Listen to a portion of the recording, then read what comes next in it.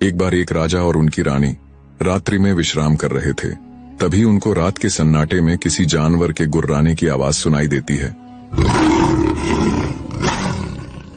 आवाज सुन राजा ने रानी से कहा, रानी, जंगल में शेर गुर्रा रहा है। रानी बोली, नहीं महाराज, वो शेर की नहीं बल्कि शेरनी की आवाज थी। राजा ने फिर से बड़े दृढ़ विश्वास के साथ रानी से कहा, नहीं रानी, वो गुर्राने की आवाज शेर की ही थी। रानी फिर बोल पड़ी, नहीं महाराज, वो दहाड़ शेर की नहीं बल्कि एक शेरनी की ही थी। राजा ने 3 बार उसे शेर बताया और रानी ने तीनों बार शेरनी ही कहा। दोनों अपनी अपनी बात पर अटल थे। राजा को उसकी बात बार बार मोड़े जाने पर बहुत क्रोध आया। अपने अहम को यूं झुकते देख उसने रानी के सामने एक शर्त रखी, मैं सिपाहियों को जंगल भेजकर अभी पता करवा लूंगा कि वो गुर्राने की आवाज शेर की थी या फिर शेरनी की, उसे इसी क्षण सदा के लिए राजमहल छोड़कर जाना होगा। राजा ने सिपाहियों को पता करने के लिए जंगल भेज दिया। रानी जानती थी कि वो आवाज शेरनी की ही थी। उसने विचार किया, जब सिपाही आकर राजा को सच्चाई बताएंगे तो इन्हें राजमहल छोड़कर जाना पड़ेगा। इनके बिना राज्य कैसे चलेगा? इससे अच्छा तो मैं ही राजमहल छोड़कर चली जाऊंगी। इसी में राजा और प्रजा दोनों की भलाई है। इस सोच के साथ रानी पहले ही महल के प्रवेश द्वार पर जाकर खड़ी हो गई। जब सिपाही जंगल से वापस आए तो रानी के पूछने पर उन्होंने बताया कि महारानी जी, वो आवाज शेरनी की ही थी। तब रानी ने सिपाहियों को सख्त निर्देश दिए कि उन्हें राजा के आगे सच्चाई को छिपाते हुए उनके सामने यही कहना है कि उन्होंने एक शेर को ही देखा था। इतना कहकर रानी शयन कक्ष में लौट आई। थोड़ी देर में रानी के पीछे पीछे सिपाही भी आ गए। राजा बोला, सिपाहियों, जंगल में तुमने किस जानवर को देखा? तब सिपाही रानी के कहे अनुसार शेर ही बताते हैं। राजा ने तुरंत रानी को राजमहल छोड़ने का आदेश दिया। रानी बोली, महाराज, मैं 7 माह की गर्भवती हूँ। आधी रात को भला कहाँ जाऊंगी? सुबह होने पर मैं खुद सदा के लिए राजमहल छोड़कर चली जाऊंगी। किंतु राजा के हृदय पर कोई असर नहीं हुआ। वे कठोर स्वर में बोले, रानी, शर्त के अनुसार तुम्हारी पराजय हुई है। तुम्हें अभी और इसी क्षण यह महल छोड़कर जाना होगा। उस समय वचनों का पालन किया जाता था। अंततः राजा के कहते ही रानी उसी क्षण राजमहल छोड़कर चल पड़ी। चलते हुए उसने अपने साथ बस एक बुना हुआ कोट लिया, जिसे वो अपनी होने वाली संतान के लिए कई दिनों से बुन रही थी। आधी रात को रानी राजमहल छोड़कर निकल तो आई, पर अब घने जंगल में उसे तरह तरह के जंगली जानवरों की आवाजें आ रही थीं। मारे भय के रानी के प्राण थे। गर्भवती रानी आधी रात को जंगल में ठोकरें खाती फिर रही थी। ये साफ साफ दर्शा रहा था कि राजा अपने स्वाभिमान के चलते ये भी भूल गया कि रानी गर्भवती है, जो कुछ समय पश्चात ही उनकी वंश ज्योति को जन्म देने वाली है। इधर जैसे तैसे करके रानी ने बड़ी ही मुश्किल से जंगल में अपनी रात बिताई। रानी बुद्धिमती और एक साहसी नारी थी। उसने निश्चय किया कि वो नगर से दूर जंगल को ही अपना आश्रय बनाएगी। दुखी सुखी पाकर धीरे धीरे रानी ने अपने रहने लायक एक घास फूस की झोपड़ी बनाई। जल्दी ही वो मंगलमय दिन भी आ गया, जब रानी ने एक स्वस्थ पुत्र को जन्म दिया। रानी बड़ी ही धैर्यवान और साहस रखने वाली स्त्री थी, जो उस नाजुक अवस्था को भी अकेले ही झेल गई। समय अपनी गति के साथ बीतने लगा। समय के साथ रानी का पुत्र भी बड़ा हो रहा था। कहानी में अब राजमहल की तरफ चलते हैं। रानी के जाने के कुछ समय बाद ही राजा को पता था कि रानी के साथ उसने बड़ा ही गलत किया, पर तीर तो कब का अपनी कमान से निकल चुका था। सो अब पछताने से भला क्या होने वाला था। राजा उस पछतावे के साथ भारी हृदय से अपने दिन काट रहा था। एक दिन राजमहल के वे सेवक, जिनको राजा ने उस रात जंगल में भेजा था, आपस में बतिया रहे थे कि राजा तो बहुत कठोर निकला। उसने अपनी उस गर्भवती स्त्री को आधी रात में महल से निकाल दिया, जिसने उसके और राज्य के लिए खुद की बलिदानी दे दी। और शेरनी के होते हुए भी रानी ने हमें राजा के सामने शेर ही बताने को कहा। जब वे ये बात कर रहे थे, तब राजा का एक खास दूत उनकी ये बातें सुन रहा था। उसने तुरंत जाकर सिपाहियों के बीच हुई पूरी वार्ता का बखान राजा के सामने कर दिया। उसकी बात सुन राजा को झटका सा लगा। उसने तुरंत उन सिपाहियों को बुलाया और सच्चाई बताने के लिए कहा। राजा के जोर देने पर सिपाहियों ने राजा के आगे पूरी बात उगल दी और बताया कि महाराज, उस दिन जंगल में हमने शेर को नहीं बल्कि एक शेरनी को देखा था। हमें क्षमा करे महाराज। पर महारानी के कड़े हुक्म के आगे हम विवश हो गए। पहले से ही दिल पर बोझ लेकर जी रहे राजा को जब असलियत पता चली तो वो वहीं माथा पकड़कर बैठ गया। हे भगवान, ये मुझसे क्या अनर्थ हो गया? आखिर क्यों मैंने अपनी निर्दोष गर्भवती पत्नी को राजमहल से निकाला? सच्चाई पता चलने पर राजा ने अपनी रानी को ढूंढने की बहुत कोशिश की। छोटे से छोटे गांव से लेकर बड़े से बड़े शहरों में अपने सिपाहियों को रानी की खोज में भेजा, पर रानी उन्हें नहीं मिली। मिलती तो तब जब वो किसी गांव या शहर में रह रही होती। वो तो जंगल में रह रही थी। राजा के मन में दूर दूर तक ये नहीं आया कि रानी जंगलों में हो सकती है। उधर जंगल में रानी अपने पुत्र के साथ कंद मूल और फल फूल आदि खाकर रही थी। समय का चक्र अपनी गति से घूमता गया। रानी का पुत्र अब 14 वर्ष का हो चला था। सब कुछ ठीक चल रहा था, पर फिर एक दिन बड़ी ही अप्रिय घटना घट गई। एक जहरीले सांप ने रानी को डस लिया। दरअसल रानी जब आम दिनों की ही तरह अपने खाने आदि के लिए फल फूल लेने जा रही थी, तभी ध्यान न होने के कारण उनका पैर एक जहरीले सांप के ऊपर पड़ गया। ऊपर पैर पड़ने से गुस्साए सांप ने तुरंत रानी को डस लिया। सांप के डसते ही रानी के हाथ पांव ने काम करना बंद कर दिया और जल्दी ही जहर के कारण उसके प्राण पखेरु उड़ गए। जब शाम होने तक भी वो वापस अपनी कुटिया में नहीं पहुंची तो उसके बेटे को अपनी मां की चिंता सताने लगी। अंततः 14 साल का वो बालक अपनी माता को ढूंढने के लिए जंगल में निकल पड़ता है। कुछ दूर चला तो देखा उसकी मां बीच रास्ते अचेत अवस्था में पड़ी हुई है। नजदीक जाकर जब उसने रानी के नीले देखा तो उसे समझते देर न लगी कि अब उसकी मां इस दुनिया में नहीं रही। उस बेचारे का तो जैसे पूरा संसार ही उजड़ गया था। उसके लिए तो माँ बाप, भाई बहन, दोस्त, रिश्तेदार सब उसकी माता जी ही थी। 14 साल के उस लड़के के करुणामय विलाप से पूरा जंगल दहल उठा। पूरी रात वो ऐसे ही अपनी माँ के पास बैठा विलाप करता रहा। सवेरा हुआ तो उसने अपने हृदय पर पत्थर रखकर लकड़ियां इकट्ठी की और अपनी माँ का अंतिम संस्कार किया। बेशक वो 14 वर्ष का हो चुका था, पर अब तक उसकी माँ ही थी जो उसके खान पान आदि का प्रबंध करती थी। अब माँ ही नहीं रही तो उसके खाने आदि का प्रबंध करने वाला भी कोई नहीं था। अंततः लड़के ने जंगल से कुछ लकड़ियां काटी और उनका गट्ठर बनाकर नगर की ओर चल पड़ता है। जब वो नगर पहुंचा तो एक लाला जी यानी बनिए की दुकान के आगे से गुजर रहा था। बनिए ने जब चंदन की लकड़ियों का गट्ठर देखा तो उसने आवाज देकर उसे अपने पास बुला लिया और बोला, क्यों भाई, क्या मूल्य चाहते हो इन लकड़ियों के बदले? पढ़ा लिखा ना होने के कारण वो थोड़ा सादा ही था।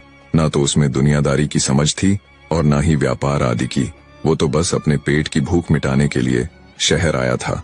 अंततः उसने सेठ से कहा कि मुझे इन लकड़ियों के बदले 2 वक्त की रोटी चाहिए। उसकी बात सुन बनिया बड़ा खुश हुआ। वो बड़ा ही धूर्त आदमी था। मौके की नजाकत को देखते हुए उसने थोड़े रोब से लड़के को हुक्म दिया, ठीक है, वहां डाल दो लकड़ियों को, मैं तुम्हें 2 वक्त का खाना दे दिया करूंगा।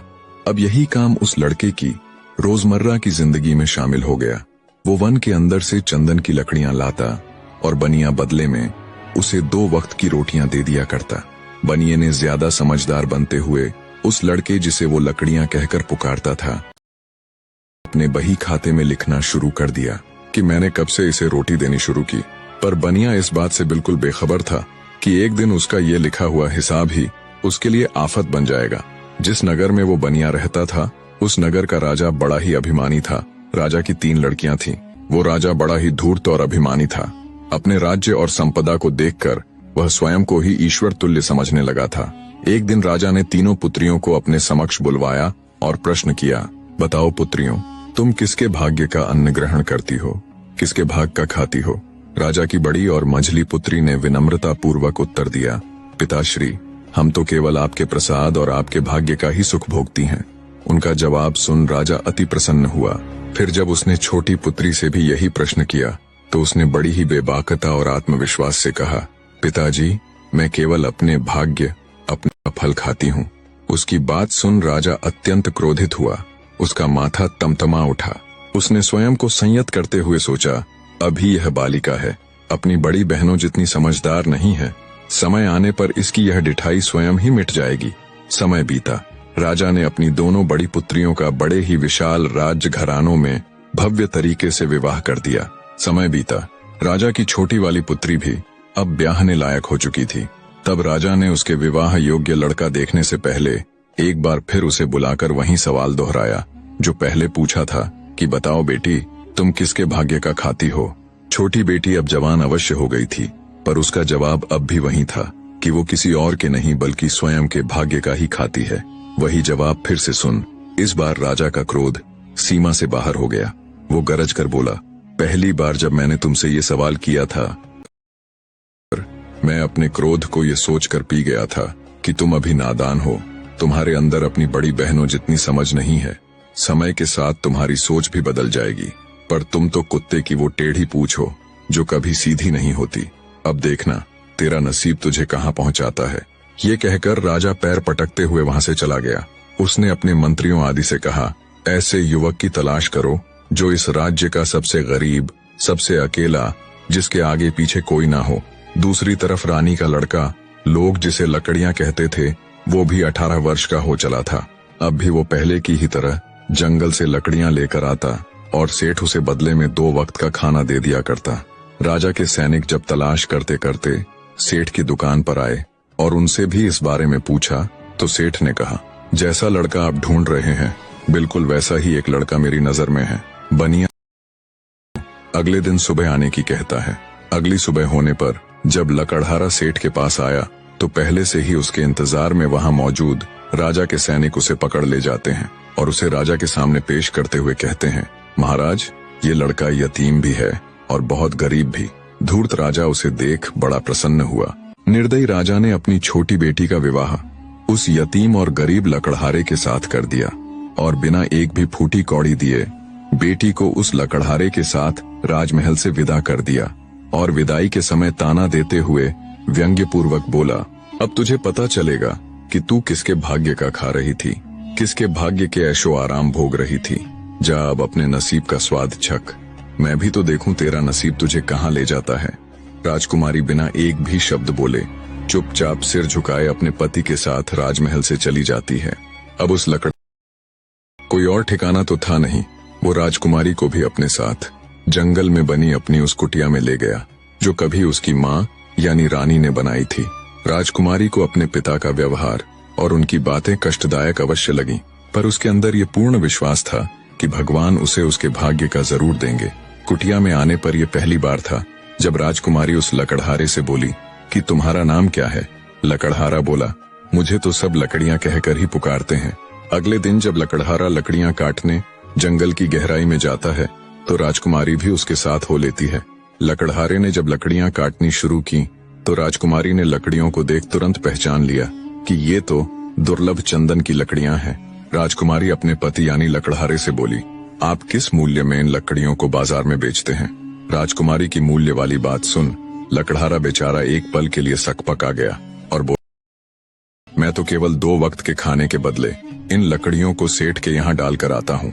अपने पति के मुख से ये बात सुन राजकुमारी हैरान थी कि कोई इतना भी सीधा, इतना भोला भाला भी हो सकता है। वो अपने पति से बोली, चलो आज मैं भी तुम्हारे साथ शहर चलूंगी। लकड़ियां काटने के बाद दोनों नगर के लिए चल पड़ते हैं। सेठ की दुकान पर पहुंचने पर राजकुमारी ने कड़क होते हुए सेठ से पूछा, क्यों सेठ जी, कितना दाम देते हैं आप इन चंदन की लकड़ियों का? राजकुमारी की बात सुन सेठ की सिट्टी पीट्टी गुम हो जाती है।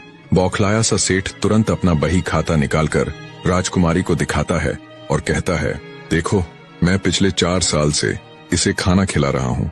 बही खाते को देख राजकुमारी तम तामाते हुए बोली, ओह, तो 4 साल से तुम चंदन की इतनी महंगी लकड़ियों के बदले सिर्फ 2 वक्त की रोटी ही देते हो। मैं अभी नगर के राजा के पास तुम्हारी शिकायत लेकर जाता हूँ। अब वहीं तुम्हारे इस अपराध का न्याय करेंगे और तुम्हें उचित दंड देंगे। शिकायत और दंड वाली बात सुन सेठ के पसीने छूटने लगे। उसने हाथ जोड़कर माफी मांगते हुए चंदन के उचित मूल्य के अनुसार पिछले 4 साल का हिसाब लगाकर पूरा पैसा राजकुमारी के हवाले कर दिया। सेठ से मिले उस धन से उन्होंने नगर में एक सुंदर सा घर ले लिया। लकड़हारा अब जंगल की गहराइयों से चंदन की लकड़ियां लेकर आता और उन्हें उचित मूल्य पर बेच देता। एक दिन शाम को जब वे विश्राम कक्ष में बैठे हुए थे तो राजकुमारी ने अपने पति से पूछा, क्या तुम्हें तुम्हारे माँ बाप के नाम आदि के बारे में कुछ भी मालूम नहीं है? तब लकड़हारा भावुक होता हुआ बोला, मैंने जब से होश संभाला तब से खुद को इस कुटिया में ही पाया। मेरे लिए मेरा सब कुछ मेरी माँ ही थी, पर भगवान ने उसे भी मुझसे छीन लिया। इतना कहकर लकड़हारा चुप हो जाता है।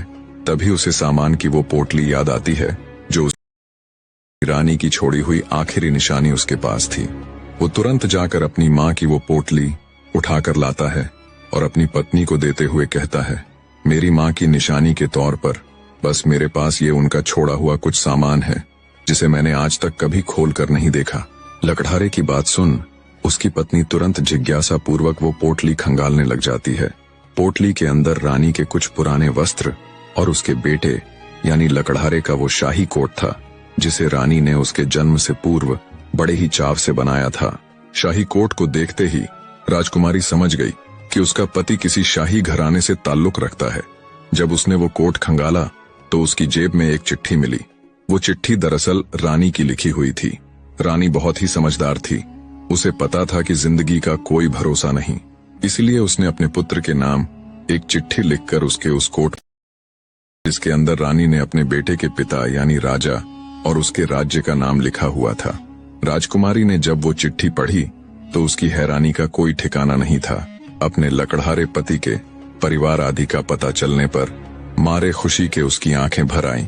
दरअसल लकड़हारे का पिता कोई और नहीं बल्कि उनके राज्य के पास ही स्थित तेजगढ़ नामक विशाल राज्य के राजा वीरेंद्र प्रताप ही थे, जिनका नाम उसने इससे पहले कई बार अपने पिता के मुख से सुना हुआ था। वो ये सोच सोचकर हैरान हो रही थी कि उसके मामूली से लकड़हारे पति का पिता इतने बड़े विशाल राज्य का राजा है। अपनी पत्नी की भरी हुई आंखें और उसके चेहरे पर हैरानी के भाव देख भ्रमित सा लकड़हारा असमंजस में खड़ा एकटक उसे देखे जा रहा था।